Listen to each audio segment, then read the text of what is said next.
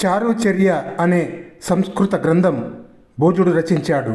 ఈ వైద్యశాస్త్ర గ్రంథానికి తెలుగు అనువాదాన్ని అప్పన మంత్రి కవి రచించాడు. ఇందులో ఆరోగ్య జీవన సూత్రాలతో పాటు అక్కడక్కడ సుభాషితాలు, సూక్తులు కూడా చెప్పబడ్డాయి.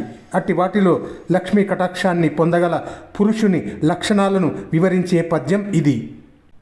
తాలిమిని కలిగి తాన్ పరుల దైన్యమును వాపుచు, శాంతిని కలిగి సంక్షాళిత చిత్తుండయ్యును, తగ సాహస కార్యము సేయ మైకొనంచాలి, పరోపకారి అయి సంపదకు ఉబ్బని ఆతండు ఎప్పుడున్, శ్రీ లలనా కటాక్ష సరసీరుహదాముండు మంత్రిశేఖరా.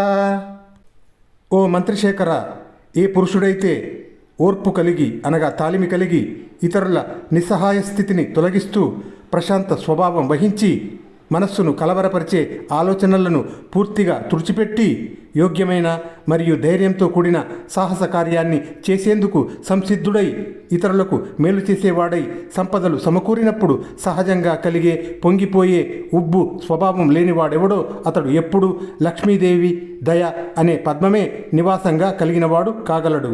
లక్ష్మీదేవికి నివాసము సరసీరుహమే అనగా పద్మమే. అతడి ఇల్లు లక్ష్మీ నివాసం అవుతుంది అని అర్థం.